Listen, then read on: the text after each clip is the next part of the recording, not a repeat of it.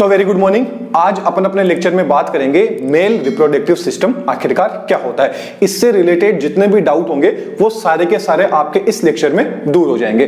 तो चलिए अपन बात कर लेते हैं मेल रिप्रोडक्टिव सिस्टम आखिरकार क्या होता है। इससे पहले यदि आपने चैनल को सब्सक्राइब नहीं किया है तो सब्सक्राइब कर लीजिए। आपके लिए इतनी मेहनत करते हैं तो एक सब्सक्राइब तो बनता है। तो चलिए बात करते हैं, अपने टॉपिक पे आते हैं। सबसे पहले देखते हैं मेल रिप्रोडक्टिव जो सिस्टम होता है उसके अंदर क्या होते हैं। एक तो होता है प्राइमरी सेक्स ऑर्गन, एक होता है सेकेंडरी सेक्स ऑर्गन। अब प्राइमरी सेक्स ऑर्गन के अंदर क्या आ जाते हैं, आपके टेस्टिस आ जाते हैं, जो कितना होता है 1 पेयर होता है, मतलब टोटल 2 होते हैं, एक पेयर होता है। और सेकेंडरी सेक्स ऑर्गन में क्या आ जाती है, आपकी एसेसरी ग्लैंड्स आ जाती है, एसेसरी डक्ट्स आ जाती है। अब देखिए प्राइमरी सेक्स ऑर्गन क्या होता है, सेकेंडरी सेक्स ऑर्गन क्या होता है। तो देखिए प्राइमरी जो सेक्स ऑर्गन होता है ना, उसकी खासियत की अपन बात करें तो वो क्या करती है, गेमेट का फॉर्मेशन, मतलब गेमेट्स का जो फॉर्मेशन होता है वो कहां होता है, आपकी प्राइमरी सेक्स ऑर्गन में। कौन करता है, टेस्टिस के द्वारा किया जाता है। जबकि जो सेकेंडरी सेक्स ऑर्गन होता है ना, इसके द्वारा न तो गेमेट्स का फॉर्मेशन होता है न ही हार्मोन्स का सिक्रेशन होता है, क्योंकि प्राइमरी सेक्स ऑर्गन है ये हार्मोन का भी सिक्रेशन करने में हेल्पफुल रहता है और साथ में जो स्पर्म्स वगैरह बनाता है ये भी क्या होता है, प्राइमरी सेक्स ऑर्गन के अंदर ही आ जाता है, मतलब गेमेट्स वगैरह भी प्राइमरी सेक्स ऑर्गन में आ जाता है। सेकेंडरी सेक्स ऑर्गन होगा, इसके अंदर इसका काम रहेगा, ये क्या है देखिए, ये तो ग्लैंड्स है, एक क्या है डक्ट्स है। तो ये क्या करता है, जो सेकेंडरी सेक्स ऑर्गन होता है ये क्या करता है, जो गेमेट्स है उनके ट्रांसपोर्ट के अंदर क्या करता है, हेल्प करने का काम किसका रहता है, सेकेंडरी सेक्स ऑर्गन का। मेन रोल किसका रहता है, प्राइमरी सेक्स ऑर्गन का। तो पहले अपन बात कर लेते हैं प्राइमरी सेक्स ऑर्गन, उसके बाद में अपन बात कर लेंगे सेकेंडरी सेक्स ऑर्गन। तो देखिए प्राइमरी सेक्स ऑर्गन के अंदर आ जाता है आपकी क्या आ जाती है, टेस्टिस आ जाती है। अब टेस्टिस कितनी होती है, 1 पेयर होती है। टोटल कितनी होती है, 1 पेयर होती है, मतलब टोटल संख्या में नंबर में बात करें तो टोटल 2 होती है। अब बात कर लेते हैं कि इसका ओरिजिन कैसे, कहां से होता है। तो टेस्टिस क्या होता है, एम्ब्रियोनिक जो स्टेज होती है उसमें जो मेसोडर्म लेयर होती है, जो मेसोडर्मल होता है, तो इसका ओरिजिन क्या होता है, मेसोडर्मल। 3 जर्म लेयर होती है, कौन कौन सी होती है, एक तो हो जाती है एक्टोडर्म, मेसोडर्म एंड एंडोडर्म। तो जो मेसोडर्म होती है ना, उससे क्या होता है, टेस्टिस का डेवलपमेंट होता है, इसका ओरिजिन होता है। अब इसकी शेप की बात करें कि देखने में ये कैसी दिखती है, तो देखने में कैसी होती है, ओवल लाइक होती है। कैसी होती है, ओवल लाइक, अंडे के जैसी आपको देखने को मिल जाएगी। फिर इसकी साइज की बात करें कि इसकी साइज कितनी होती है टेस्टिस की, तो साइज होती है, लंबाई की बात करें तो लंबी होती है ये कितनी, 4 से 5 सेंटीमीटर तो क्या होती है, लॉन्ग होती है, और 2 से 3 सेंटीमीटर क्या होती है, चौड़ी होती है, इसकी विड्थ रहती है। वेट की बात करें टेस्टिस के, तो टेस्टिस का वेट होता है लगभग 15 ग्राम। कितना होता है, लगभग 15 ग्राम टेस्टिस का वेट होता है। इसके कलर की बात करें तो इसका कलर कैसा होता है, पिंक इसका कलर रहता है। अब इसकी लोकेशन की बात कर लेते हैं कि आखिरकार ये कहां पर लोकेट होती है, टेस्टिस। तो टेस्टिस क्या होती है, जो एब्डोमेन कैविटी होती है उसके अंदर क्या होता है, एब्डोमेन कैविटी के जस्ट बाहर की साइड में कहां प्रेजेंट होती है, जो स्क्रोटम होता है वहां पे। जो आपका जो मतलब क्या होता है, जो पेनिस होता है, पेनिस के नीचे आपने देखा होगा 2 सेफ लटके हुए रहते हैं, उनको क्या बोला, उन सेफ को क्या बोला जाता है, उनको स्क्रोटम बोला जाता है, जिसके अंदर क्या रहती है, आपकी टेस्टिस प्रेजेंट रहती है। अब इसकी टेम्परेचर की बात करें, क्वेश्चन सबसे पहले ये आ जाता है कि ये एब्डोमेन कैविटी से बाहर क्यों प्रेजेंट रहती है। तो इसका जो रीजन है वो इसके टेम्परेचर के अंदर इसका रीजन हो जाएगा, क्योंकि जो एब्डोमेन कैविटी होती है ना, इसका यदि अपन टेम्परेचर लेके चले तो ऑलमोस्ट अपन बात करें तो 37 डिग्री सेंटीग्रेड होता है। कितना होता है, 37 डिग्री सेंटीग्रेड। अब जो स्क्रोटम होता है इसके अंदर जो टेस्टिस रहते हैं, टेस्टिस को जो इस क्या होता है, जो एब्डोमेन कैविटी का मतलब या बोले बॉडी का जो टेम्परेचर रहता है उससे कम 2 से लेके 2.5 डिग्री तक क्या होना चाहिए, टेम्परेचर कम होना चाहिए। कितना होना चाहिए, 2 से 2.5 डिग्री तक का टेम्परेचर क्या होना चाहिए, कम होना चाहिए बॉडी टेम्परेचर से। तो इसलिए क्या होते हैं, टेस्टिस क्या होते हैं, आउटसाइड द एब्डोमेन कैविटी क्या रहते हैं, प्रेजेंट रहते हैं। तो आपका क्वेश्चन का आंसर मिल गया होगा कि जो एब्डोमेन कैविटी से बाहर होते हैं वो टेस्टिस क्यों रहते हैं, इसलिए रहते हैं क्योंकि बॉडी का टेम्परेचर होता है वो हाई होता है। अब बॉडी का टेम्परेचर हाई होता है तो उस टेम्परेचर में क्या आता है, स्पर्म का फॉर्मेशन, मतलब स्पर्म सर्वाइव नहीं कर पाते हैं, इसलिए सर्वाइव करने के लिए स्पर्म के क्या रहता है, टेस्टिस क्या रहते हैं, एब्डोमेन कैविटी से बाहर रहते हैं। कहां प्रेजेंट रहते हैं, स्क्रोटम के अंदर प्रेजेंट रहते हैं। अब अपन यदि स्ट्रक्चर की बात करें कि टेस्टिस की स्ट्रक्चर की बात करें तो देखिए ये जो आप देख रहे हैं, जब अपन ने जो स्क्रोटम है ये जो बाहर की ब्लैक वाली लेयरिंग देख रहे हैं, ये लेयरिंग क्या है आपकी स्क्रोटम में, जो कैसी होती है, थैली के जैसी रहती है। इसके अंदर आप ये दो राउंड शेप देख रहे हैं रेड कलर की, इनको बोला जाता है टेस्टिस। अब देख रहे हैं जो स्क्रोटम है, स्क्रोटम के चारों ओर क्या है, एक लेयर प्रेजेंट है। इस लेयर को बोला जाता है डॉर्टस मसल्स। इनको क्या बोला जाता है, डॉर्टस मसल्स इनको बोला जाता है। अब ये जो टेस्टिस रहते हैं ना, ये क्या रहते हैं, इन डॉर्टल मसल से क्या रहते हैं, चिपके हुए रहते हैं। क्या रहते हैं, चिपके हुए रहते हैं। किसके थ्रू चिपके हुए रहते हैं, गुबेरकुलम के द्वारा क्या होते हैं, गुबेरकुलम के द्वारा क्या रहते हैं, ये इससे चिपके हुए रहते हैं, अटैच रहते हैं किससे, स्क्रोटम से। ओके, अब बात करें, आपको ये जो बीच में ब्लू कलर की लाइन दिख रही है, ये वाली जो लाइन होती है, इसको बोला जाता है स्पर्मेटिड कोड। ये जो स्पर्मेटिड कोड होती है, ये जो पेल्विक रीजन होता है उससे क्या रहता है, ये जुड़ा हुआ रहता है। ताकि क्या रहता है, उससे जुड़ा हुआ रहता है कौन, स्पर्मेटिड कोड के थ्रू जो आपका स्क्रोटम है, ये पूरा का पूरा जुड़ा हुआ रहता है, टेस्टिस वगैरह।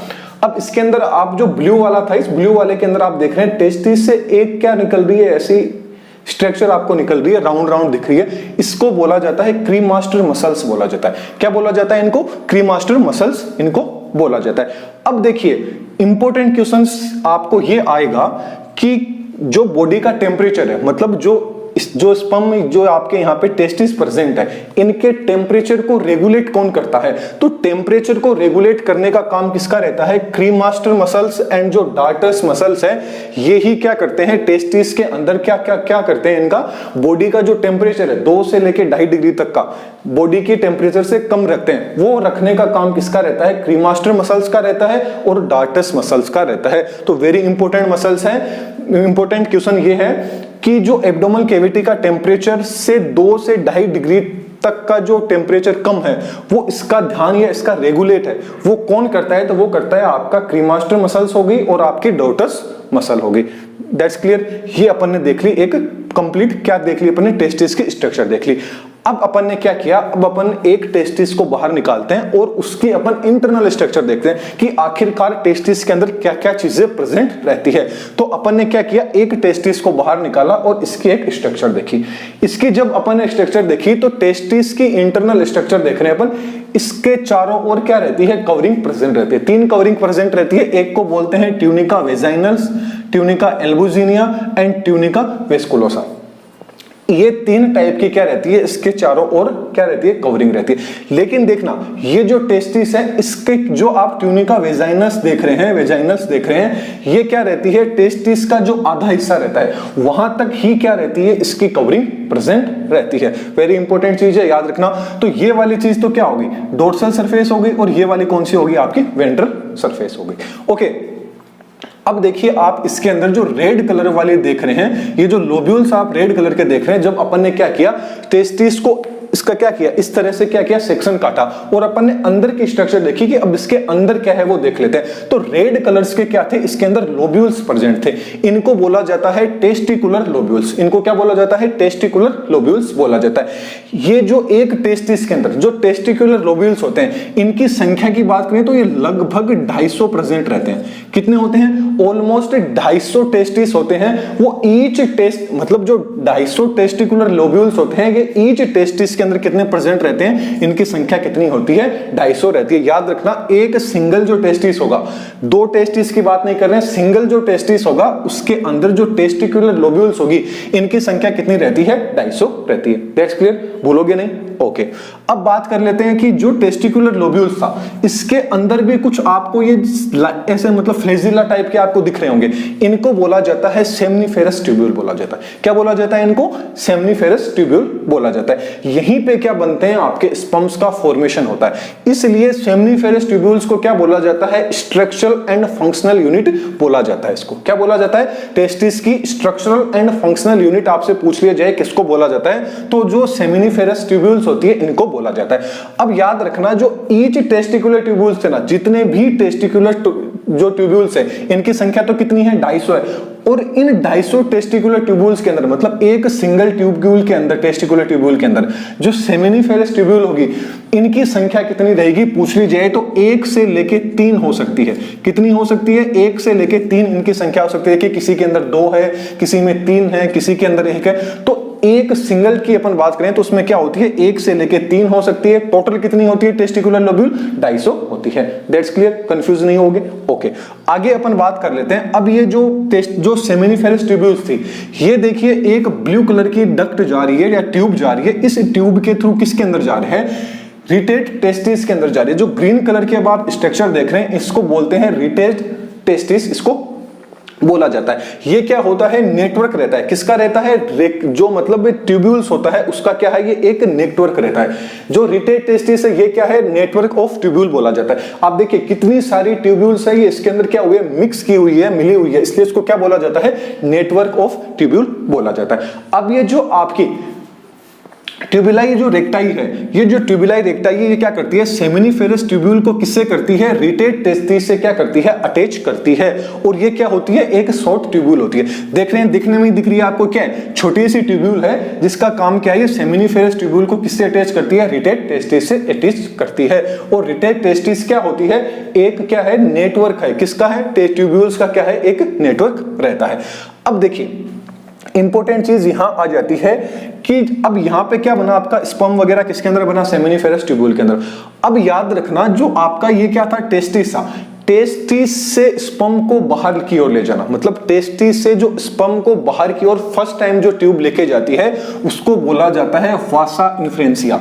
उसको क्या बोला जाता है? याद रखना, कई बार क्वेश्चन आता है कि टेस्टिस से सबसे पहले स्पर्म बाहर निकलते हैं तो वो कौन सी ट्यूब के द्वारा निकलते हैं? तो वो होती है वासा इफ्रेंसिया। किसके द्वारा? वासा इफ्रेंसिया।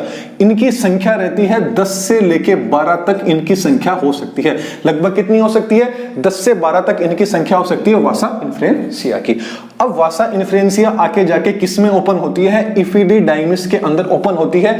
और इफिडीडाइमस का भी पहला, इसके कितने टोटल पार्ट है? 3 पार्ट आपको दिख रहे हैं। पहला आ गया केपूट पार्ट, फिर कॉर्पस पार्ट, फिर कोडा पार्ट। इनको यदि अच्छे से बोलें तो हेड पार्ट, मिडल पार्ट और टेल वाला पार्ट आ जाएगा। कई जगह आपको इसको हेड दिखा हुआ मिलेगा, कई जगह मिडल एंड टेल दिखा हुआ मिल जाएगा। और वैसे एक्चुअल में इनको केपूट, कार्पस एंड कोडा इनको बोला जाता है। जो इपिथिडाइमिस है इसके अंदर जो वासा इन्फ्रेंसिया है, ये सबसे पहले टेस्टिस से कहां जाते हैं? किसके थ्रू जाते हैं? बाहर जाते हैं स्पर्म इफिडीडाइमिस के अंदर। वो किसके थ्रू जाता है? वासा इन्फ्रेंसिया के थ्रू जाता है। और इनकी संख्या कितनी होती है? 10 से लेके 12 तक होती है।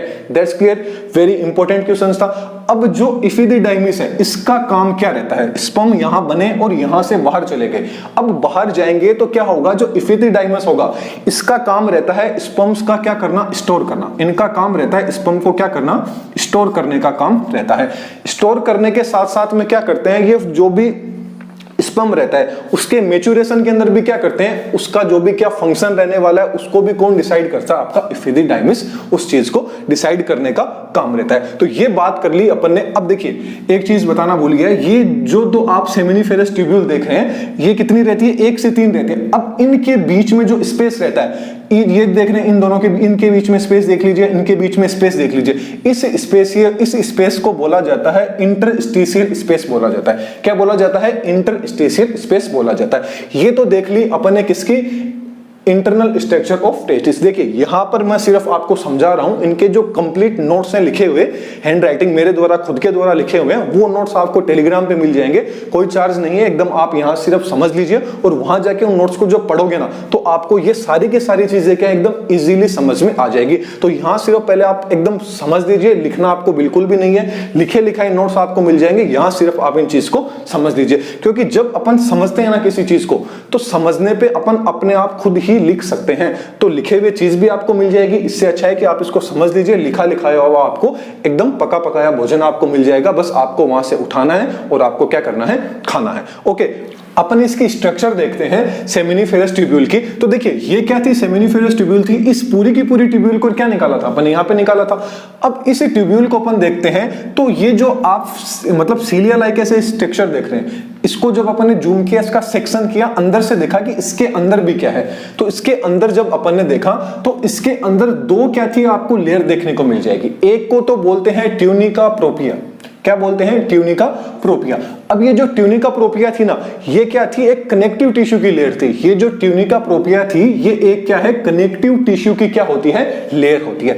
इसके अलावा इसके अंदर एक और लेयर थी जिसको बोलते हैं जर्मिनल एपिथेलियम। क्या बोलते हैं, जर्मिनल एपिथेलियम, जो क्या थी, सिंपल क्यूबोडियल एपिथेलियम थी, जो कि क्या थी, सिंपल क्यूबोडियल एपिथेलियम थी।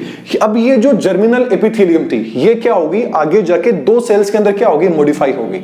अब वो दो सेल कौन कौन सी थी, एक तो होगी सर्टोली सेल के अंदर, एक होगी स्पर्मेटोगोनिया, जिसको मदर सेल्स भी बोला जाता है। तो देखिए जो सर्टोली सेल्स थी एंड जो स्पर्मेटोगोनिया थी, इसके अंदर जो स्पर्मेटोगोनिया थी ये क्या थी, क्यूबोइडल सेल थी। और ये जो स्पर्मेटोगोनिया है ये क्या करता है, आगे जाके स्पर्म का फॉर्मेशन भी किसके द्वारा किया जाता है, इसके द्वारा क्या किया जाता है, आगे स्पर्म का फॉर्मेशन है वो भी स्पर्मेटोगोनिया के द्वारा किया जाता है। ओके और ये जो साइटोली सेल थी, ये साइटोली सेल क्या करती है, इन स्पर्म्स को न्यूट्रिशन प्रोवाइड करवाती है। मतलब इनको क्या करती है, स्पर्म को न्यूट्रिशन प्रोवाइड करवाने का काम किसका रहता है, साइटोली सेल का रहता है। मतलब स्पर्म्स का क्या करती है, नरिशमेंट कौन करता है। आपसे पूछ लिया जाए कि स्पर्म का नरिशमेंट किसके द्वारा किया जाता है, तो वो किसके द्वारा किया जाता है, आपकी साइटोली सेल्स के द्वारा किया जाता है। और स्पर्म का प्रोडक्शन किसके द्वारा किया जाता है, वो होता है स्पर्मेटोगोनिया के द्वारा किया जाता है। दैट्स क्लियर, कंफ्यूज नहीं हुए। ओके अब देखिए आगे अपन बात करें तो इसके अंदर अदर भी, देखिए यहां मैंने आपको बताया था कि ये दो आप देख रहे हैं जो सेमिनिफेरस ट्यूब्यूल थी, इनके बीच में जो स्पेस था उस स्पेस को क्या बोला था, इंटरस्टिशियल स्पेस बोला था। तो यही क्या है, दो सेमिनिफेरस ट्यूब्यूल है, इनके बीच का जो स्पेस है वो क्या है, इंटरस्टिशियल स्पेस है। जरूरी नहीं है कि इनके बीच का भी जो स्पेस है उसको भी इंटरस्टिशियल स्पेस ही बोला जाएगा। ओके चलिए आगे बात कर लेते हैं।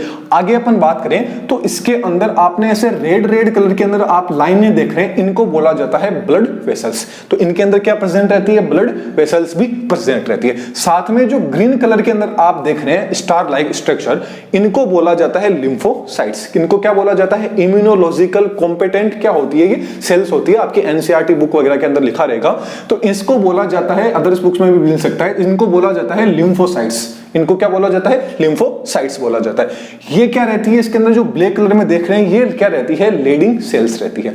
ये जो लेडिंग सेल्स होगी इनके पास में जैसे ही LH हार्मोन आएगा, जैसे ही इनके पास में LH आके बाइंड हो जाता है, LH हार्मोन होता है वो लेडिंग सेल से आके जैसे ही बाइंड हो जाता है, तो लेडिंग सेल्स किस चीज का सिक्रेशन करती है, आपके टेस्टोस्टेरोन का या बोले तो एंड्रोजन का क्या करती है, सिक्रेशन करती है।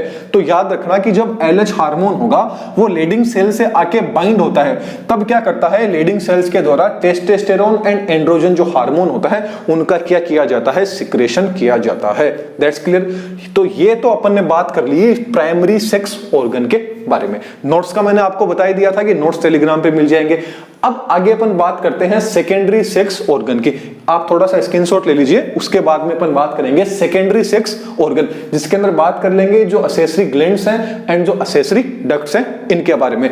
फिर इनके बाद में अपन जो अभी तो अपन ने क्या देखी है, टेस्टिस की इंटरनल स्ट्रक्चर देखी है। अब आगे अपन बात करेंगे एक्सटर्नल स्ट्रक्चर की। ओके तो अब अपन आगे बात कर लेते हैं सेकेंडरी सेक्स ऑर्गन की बात कर लेते हैं। सेकेंडरी सेक्स ऑर्गन में अपन बात कर लेते हैं असेसरी ग्लैंड्स कौन कौन सी होती है। तो देखिए असेसरी ग्लैंड्स के अंदर सबसे पहले आ जाती है आपकी सेमिनल वेसाइकल्स। अब देखिए जो सेमिनल वेसाइकल होती है ना, ये कितनी होती है, एक पेयर प्रेजेंट रहती है। कितनी होती है, एक पेयर क्या रहती है, प्रेजेंट रहती है। और इसके द्वारा सिक्रेट किया जाता है, क्या सीमन सिक्रेट किया जाता है 70 से लेके 80% तक। आगे अपन बात करेंगे आखिरकार सीमन भी क्या होता है। तो देखिए इसके द्वारा जो सेमिनल वेसाइकल होता है, इसके द्वारा आपसे पूछ लिया जाए कि कितनी प्रेजेंट होती है, तो ये एक पेयर प्रेजेंट होती है, मतलब 2 प्रेजेंट रहती है। और साथ में ये सीमन का जो 60 से लेके 70 तक का पार्ट है उसके अंदर क्या प्रेजेंट रहता है, सेमिनल वेसाइकल प्रेजेंट रहता है। और इससे 70 से 80% वाले पार्ट के अंदर क्या रहता है, तो इसके अंदर आपको देखने को मिलेगा फ्रक्टोज। ये फ्रक्टोज क्या करता है, ये स्पर्म को क्या करता है, न्यूट्रिशन प्रोवाइड करने का काम करता है। तो सेमिनल वेसाइकल पार्ट से 70 से 80% तक सेमिनल जो सीमन सीमन है वो सिक्रेट होता है, ये एक पेयर होती है और इसके द्वारा फ्रक्टोज को क्या किया जाता है, सिक्रेट किया जाता है, जो स्पर्म को क्या करता है, न्यूट्रिशन प्रोवाइड करवाने का काम करता है। आगे आ जाती है प्रोस्टेट ग्लैंड। अब ये जो प्रोस्टेट ग्लैंड होती है ना, ये क्या रहती है, अनपेयर होती है, मतलब कितनी होती है, एक होती है, सिंगल होती है। इसके द्वारा सीमन का 40 से लेके 50 तक, 30 से लेके 40% तक का जो पार्ट है सीमेन का, वो प्रोस्टेट ग्लैंड के द्वारा सिक्रेट किया जाता है। इसके अंदर आपको देखने को मिल जाएगा, इस 40 से 70 वाले पार्ट के अंदर कैल्शियम देखने को मिल जाएगा, फॉस्फेट देखने को मिल जाएगा एंड कुछ एंजाइम्स होंगे वो आपको इस पार्ट के अंदर देखने को मिल जाएंगे, जो क्या करेंगे, प्रोस्टेट जो स्पर्म रहेगा उसके अंदर क्या करेंगे, उसको प्रोटेक्ट करने का काम करेंगे। मतलब न्यूट्रिशन वगैरह भी हो गया, जब क्या होगा, मेल फीमेल का इंटरकोर्स होगा, उस समय जो वहां की एसिडिटी होगी उसको भी मेंटेन करने का काम ये करेंगे। आगे अपन बात करते हैं बल्बो यूरिथ्रल ग्लैंड की। तो बल्बो यूरिथ्रल ग्लैंड होगी, ये कितनी होती है, एक पेयर प्रेजेंट रहती है और इसी का दूसरा नाम है, उसको बोला जाता है काउपर ग्लैंड बोला जाता है। इसको क्या बोला जाता है, काउपर ग्लैंड भी बोला जाता है। इसके द्वारा क्या किया जाता है, ये न्यूट्रलाइज करता है, यूरिथ्रा रहती है उसकी एसिडिटी को क्या करता है, न्यूट्रलाइज करने का काम किसका रहता है, काउपर ग्लैंड या बल्बो यूरिथ्रल ग्लैंड। तो याद रखना, बल्बो यूरिथ्रल ग्लैंड को ही क्या बोला जाता है, काउपर ग्लैंड बोला जाता है। और इसका काम पूछ लिया जाए तो ये क्या करता है, न्यूट्रलाइज करता है एसिडिटी किसकी, यूरिथ्रा की जो एसिडिटी है उसको क्या करता है, न्यूट्रलाइज करने का काम करता है। साथ में इसके अलावा एक काम और रहता है, ये क्या करता है, हेल्प करता है लुब्रिकेशन इन पेनिस। जब मेल एंड फीमेल इंटरकोर्स करते हैं उस समय जो मेल का जो पेनिस होता है उसमें लुब्रिकेशन के लिए भी क्या होता है, बल्बो यूरिथ्रल ग्लैंड का ही हेल्पफुल रहता है, ताकि अच्छे से क्या हो सके, उनमें इंटरकोर्स हो सके, मीटिंग हो सके। अब देखिए, जो मैंने अभी आपको बताया था कि जो सीमेन होता है एक्चुअल में जो मेल के द्वारा जो रिलीज किया जाता है वो एक्चुअल उसको क्या बोलते हैं, स्पर्म नहीं बोला जाता है, उसको क्या बोला जाता है, सीमन बोला जाता है। सीमन वाले पार्ट के अंदर क्या रहता है, स्पर्म भी रहता है और साथ में क्या रहता है, सेमिनल प्लाज्मा भी रहता है। अब ये जो सेमिनल प्लाज्मा है, ये सेमिनल प्लाज्मा क्या हो गया, आपका बल्बो यूरिथ्रल ग्लैंड से जो भी सिक्रेशन हुआ, साथ में प्रोस्टेट ग्लैंड से जो भी सिक्रेशन हुआ एंड सेमिनल वेसिकल से जो भी सिक्रेशन हुआ, इनका जो 70 से 30 वाला जो पार्ट था, ये पार्ट क्या आ जाता है आपका, जो सेमिनल प्लाज्मा है, ये पूरा का पूरा प्लाज्मा हो जाता है, जो स्पर्म को हेल्प करता है न्यूट्रिशन के लिए, आगे मूवमेंट करने के लिए एंड पीएच वगैरह मेंटेन करने के लिए। वो कौन सा पार्ट रहता है, सेमिनल प्लाज्मा वाला पार्ट रहता है। साथ में क्या रहते हैं, स्पर्म। तो सेमिनल प्लाज्मा प्लस स्पर्म क्या होता है, आपका सीमेन होता है। और सीमेन का जो नेचर की बात करें, वो नेचर कैसा होता है, एल्केलाइन होता है। तो वेरी इंपॉर्टेंट क्वेश्चन है, इसको याद रखना, सीमेन का नेचर कैसा होता है, एल्केलाइन होता है। तो एक्चुअल में सीमन दो चीजों से मिलकर बना होता है, एक तो सेमिनल प्लाज्मा, एक स्पर्म। Okay, that's clear. आगे अपन बात कर लेते हैं हम एक्सटर्नल जेनिटेलिया की, कि एक्सटर्नल जेनिटेलिया मेल की बात कर लेते हैं। इसके अंदर आ जाता है आपका पेनिस आ जाता है। तो पेनिस की स्ट्रक्चर आपने देख ली, इस तरह की पेनिस की स्ट्रक्चर होती है। तो इसके अंदर क्या रहती है, 3 लॉन्गिट्यूडनल मसल्स रहती है, वो आपको देखने को मिल जाएगी। अब वो 3 लॉन्गिट्यूडनल मसल्स कौन सी होती है, 2 तो इसके अंदर जो आप ब्लू कलर के अंदर देख रहे हैं ऊपर नीचे, ये 2 तो होती है कॉर्पोरा कैवर्नोसा। कौन सी रहती है, कॉर्पोरा कैवर्नोसा, इसके अंदर प्रेजेंट रहती है 2 लॉन्गिट्यूडनल मसल्स। इसके अलावा सिंगल, ये ऊपर रेड वाली देख रहे हैं, नीचे रेड वाली देख रहे हैं, दोनों की दोनों क्या है, एक ही है। और एक क्या रहती है इसमें, कॉर्पस स्पोंजियोसम इसके अंदर प्रेजेंट रहती है। तो टोटल कितनी पेनिस के अंदर 3 लॉन्गिट्यूडनल मसल्स प्रेजेंट रहती है। कौन कौन सी, 2 तो रहती है कॉर्पोरा कैवर्नोसा और एक रहती है कॉर्पस स्पोंजियोसम, जो आप रेड वाली देख रहे हैं। इस रेड वाली जो मसल्स रहती है कॉर्पस स्पोंजियोसम, इसके बीच में जो स्पेस रहता है उसमें क्या प्रेजेंट रहता है, वो क्या होता है आपका यूरिथ्रा रहता है। वो क्या होता है, यूरिथ्रा। तो आपसे पूछ लिया जाए कि यूरिथ्रा प्रेजेंट कहां होता है, यूरिथ्रा की लोकेशन क्या रहती है, तो यूरिथ्रा प्रेजेंट रहता है जो कॉर्पस स्पोंजियोसम होता है, इसमें क्या रहता है, यूरिथ्रा प्रेजेंट रहता है। वेरी इंपॉर्टेंट क्वेश्चन है, इसको याद रखना। ओके, आगे अपन बात कर लेते हैं कि जो अब आगे वाला, आप जो बड़ा वाला, जो लार्जर वाला एंटीरियर, मतलब आगे वाला एंटीरियर पार्ट एंड जो लार्जर पार्ट रहता है पेनिस का, वो क्या रहता है आपका, ग्लांस पेनिस रहता है। तो सबसे बड़ा वाला पार्ट पूछ लिया जाए कि मेल पेनिस के अंदर जो लार्जर वाला पार्ट कौन सा होता है, लार्जर एंड एंटीरियर पार्ट कौन सा होता है, तो वो होता है ग्लिंस पेनिस होता है। और इसका कलर कैसा होता है, पिंक होता है। इसका कलर कैसा होता है, सबसे लार्जर पार्ट होता है, एंटीरियर पार्ट होता है और इसका कलर होता है पिंक होता है, जिसको क्या बोला जाता है, ग्लेंस पेनिस बोला जाता है, जो आगे वाला पार्ट होता है। इस ग्लेंस पेनिस के ऊपर एक परत पाई जाती है, एक आवरण पाया जाता है जिसको बोला जाता है प्रीप्यू या फोर स्किन, इसको बोला जाता है। क्या बोला जाता है? प्रीप्यू या फोर स्किन बोला जाता है। ये क्या होती है? फ्लेक्सिबल एंड थिन स्किन होती है। क्या होती है? फ्लेक्सिबल एंड थिन स्किन होती है, जो कवर करती है किसको? आपके ग्लेंस पेनिस को कवर करती है। तो ये आप बोल सकते हैं ग्लेंस पेनिस को जो प्रोटेक्ट करने का काम रहता है वो फोर स्किन का रहता है, या इसको बोलते हैं प्रीप्यू, जो क्या रहती है? थिन है और क्या रहती है? फ्लेक्सिबल रहती है। ओके, इसके बाद में अपन बात करें कि ये वाला जो पार्ट रहता है इसको बोलते हैं यूरिथ्रल मीटस।